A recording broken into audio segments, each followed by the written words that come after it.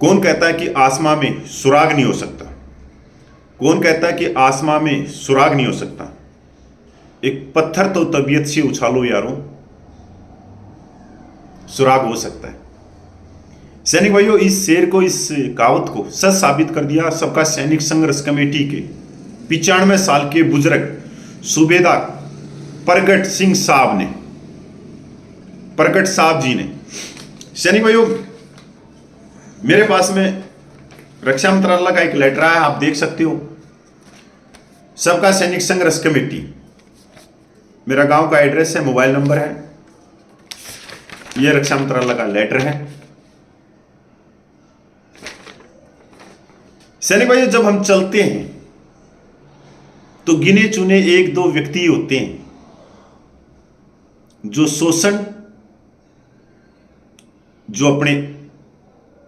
शोषण के खिलाफ आवाज निकालते हैं, अपनी समानता और अधिकारों की आवाज निकालते हैं। और यह सच साबित कर दिया सबका सैनिक संघर्ष कमेटी के सूबेदार प्रगट साहब ने, नायक हरपाल ने, सूबेदार मेजर एसपी गोसल साहब ने, जेडब्ल्यू नलिन तलवार जी ने। जो लेटर मैं पढ़ के बताऊंगा अभी, आप नीचे ये लिखोगे शाबाश। 2008 में एक सूबेदार प्रगट साहब अधिकारों की आवाज निकालते हैं पंजाब के तरन तारण से, शोषण के खिलाफ आवाज निकालते हैं, और वो आवाज पूरे देश भर में जाती है।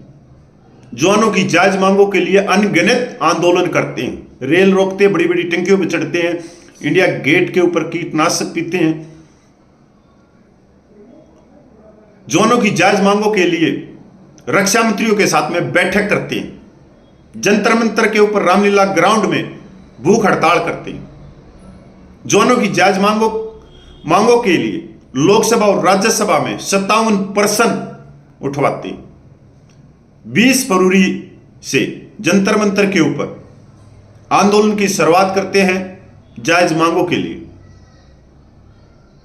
9 अप्रैल को पूरे देश के सैनिकों की जत्थेबंदियों को मिलाकर फेडरेशन का निर्माण करते हैं, जिसके जन्मदाता सबका सैनिक संघर्ष कमेटी।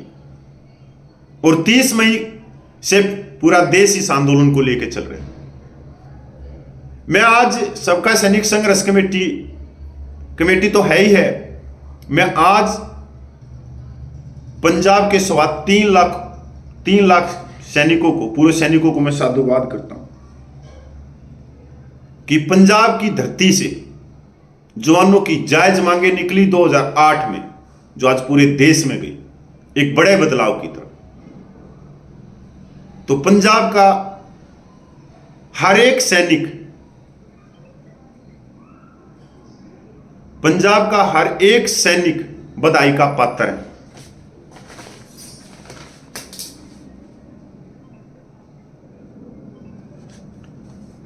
सैनिक भाइयों, आपने 2-3 दिन पहले माननीय गृह मंत्री अमित शाह का एक लोकसभा में सुना होगा। भारतीय दंड संहिता आईपीसी 1860, दंड प्रक्रिया संहिता सीआरपीसी 1898, भारतीय साक्ष्य अधिनियम आईईसी 1872, जो अंग्रेजों के बनाए कानून है, उनमें बड़े बदलाव की तरफ कमेटी को भेज दिए और इनमें बड़ा बदलाव होगा।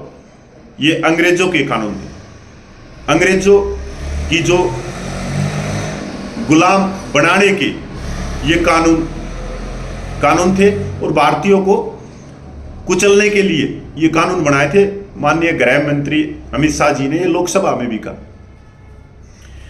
सैनिक भाइयों, जो मैं बताने वाला हूं अब आप लोगों को, गर्व होगा आप लोगों को कि आपके जो बुजुर्ग सैनिकों ने वो कर दिखाया जिसकी कोई कल्पना भी नहीं कर सकते। क्या सुधार होगा, क्या नहीं होगा, पर यहां तक कुछ आया है तो बहुत बड़ी बात है। इस लेटर के बारे में बताऊंगा। कई भाई सोचेंगे कि अभी अभी 2-3 दिन पहले एक कानून पास हुआ है भारतीय तीनों सेनाओं के कानूनों में, लोकसभा और राज्यसभा में, उससे संबंधित है। नहीं, ये बिल्कुल अलग है, ये कानून ही अलग। ये है सीधा आर्मी एक्ट 1911 से संबंधित। पहले मैं उसके बारे में बता दूं, जो लोकसभा और राज्यसभा में कानून पास हुए। आप सभी को मालूम है, थिएटर कमान का गठन किया गया, जिसमें तीनों सेनाओं के अधिकारी, जेसीओ, जवान एक प्लेटफॉर्म पे काम करेंगे, एक प्लेटफॉर्म पे रह के दुश्मन के छक्के छुड़ाएंगे, युद्ध लड़ेंगे, एक दूसरे का साजो सामान प्रयोग करेंगे। सेना के तीनों अंगों के अलग अलग अधिनियमों के कारण एकीकृत सेना के कमान, नियंत्रण और अनुशासन संबंधित मामलों में गंभीर अड़चनें आ रही थी। उसी को ध्यान में रखते हुए अंतर सेना संगठन कमान, नियंत्रण और अनुशासन ISO विधेयक पारित कर दिया गया।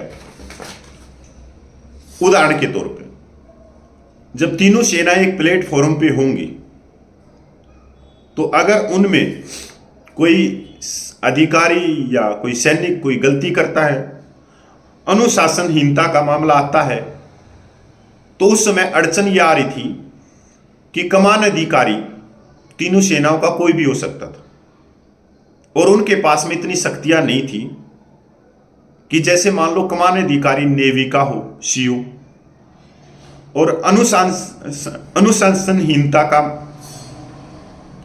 जो गलती की है वो किसी आर्मी ऑफिसर ने कर दी, तो वो उसको सजा नहीं दे सकता था, क्योंकि वो नेवी से हो गया, वो आर्मी से हो गया। तो अब क्या किया कि उसको इतनी शक्ति दे दी गई, कानून के अनुसार वो उसको सजा दे सकता, नहीं तो उसको सजा देने के लिए जहां से वो आया है अपनी मेन इकाई में, वहां भेजना पड़ता था। अब जो ये हमारे पास में जो लेटर आया है रक्षा मंत्रालय से, ये संबंधित है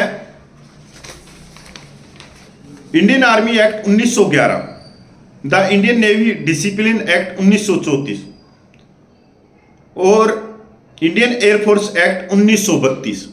मतलब 114 साल पुराना कानून में बदलाव की मांग, और यह सबका सैनिक संघर्ष कमेटी की बहुत ही महत्वपूर्ण मांग है। आप लोगों ने उनके मांग पत्र में भी देखा होगा। सैनिक भाइयों, यह 12वां प्रश्न, army rule should be updated and revised. A tri service committee has already been constituted for the revision. क्या कह रहे हैं? संशोधन के लिए ट्राई सर्विस कमेटी का गठन पहले ही किया जा चुका है। मतलब इन तीनों कानूनों के लिए, इनके संशोधन के लिए एक कमेटी का निर्माण हो चुका है। अब आते हैं कि ये कमेटी रिपोर्ट क्या देगी, तो वो भी मैं साफ कर देता हूं, क्योंकि तीनों ट्राई सर्विस के जज ब्रांच के होंगे, वो ज्यादा तो बदलाव करेंगे नहीं इन कानूनों के अंदर। पर मैं भारत सरकार से और माननीय रक्षा मंत्री से मैं हाथ जोड़ के, अगर एजेंसियां भी देख रही हैं तो उनसे भी हाथ जोड़ के कि मेरी प्रार्थना की वहां तक हमारी बात पहुंचाए।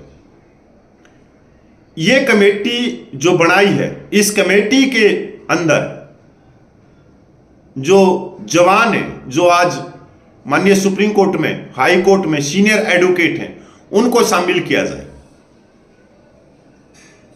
क्योंकि जो ये अंग्रेजों के बनाए कानून हैं जो भारतीय सेनाओं में चल रही, ये 114 साल पुराने नहीं है, ये 1670 में जहांगीर के समय बनाए गए थे। और ये इस तरह के कानून हैं कि शोषण करने वाला और वही शोषण करने वाला जज बनता है, वही शोषण करने वाला न्याय करता है, सजा देता है, और जिसमें शोषण हुआ उसके पास में कोई शक्ति ही नहीं है कि वो अपने उत्पीड़न को उठा सके, अपने शोषण के लिए न्याय मांग सके या उसको न्याय मिल सके।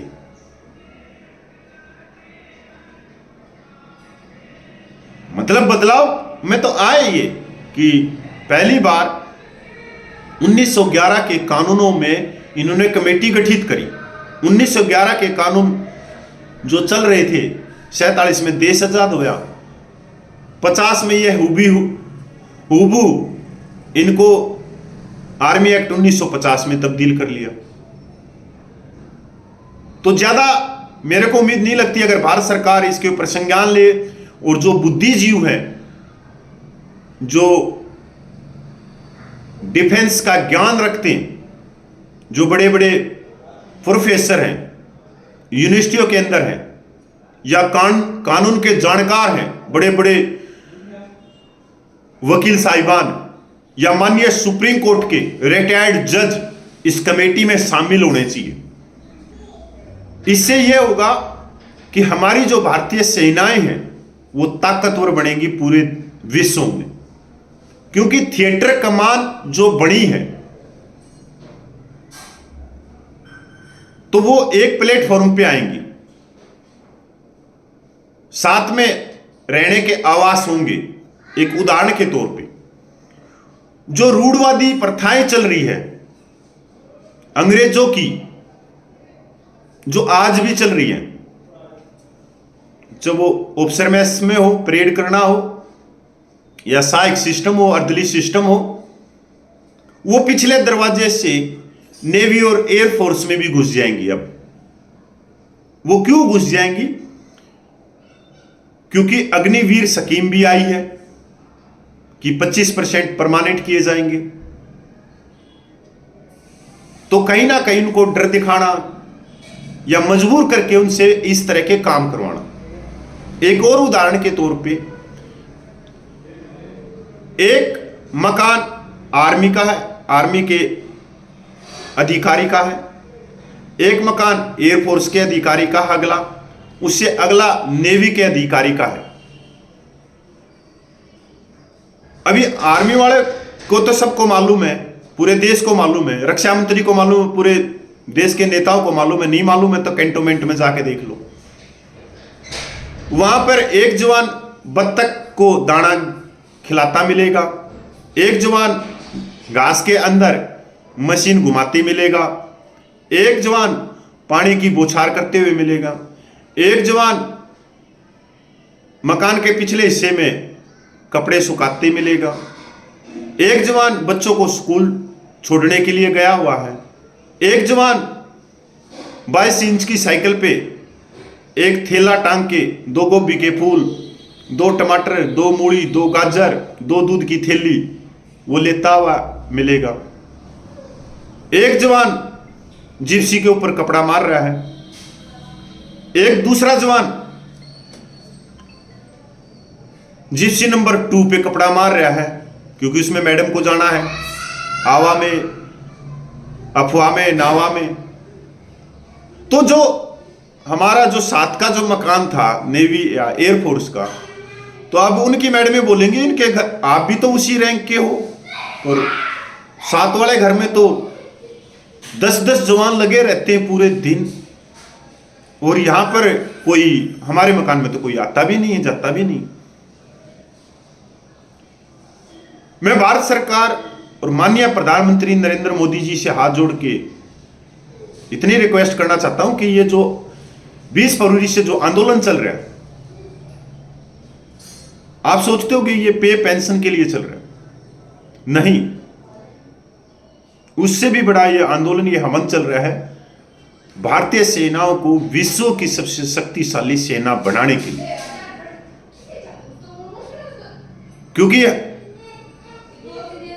ये देश हमारा है और हमारा कर्तव्य पड़ता है कि हमारा देश, हमारे देश का झंडा विश्व में सबसे ऊंचा रहे, हमारी भारतीय सेनाएं विश्व की सबसे शक्तिशाली सेनाएं हैं। तो उसके लिए अगर कमेटी कोई बनानी है, गठित करनी है, तो वो छोटे रैंक की करो। उस छोटे रैंक में आज बहुत बड़े बड़े बुद्धिजीव हैं, प्रोफेसर हैं, माननीय सुप्रीम कोर्ट के, हाई कोर्ट के सीनियर एडवोकेट हैं, IPS officer, IAS officer, retire भी हैं, ऑन ड्यूटी पे ही है, उनकी कमेटी बनाई जाए। और उस कमेटी में माननीय सुप्रीम कोर्ट का या तो सिटिंग जज हो या रिटायर्ड जज हो, उसकी अध्यक्षता में एक कमेटी बनाई जाए जो हमारी भारतीय सेनाओं को शक्तिशाली बनाने की रिपोर्ट दे सके। जय हिंद, वंदे मातरम, जय भारत, जय भारतीय सेना।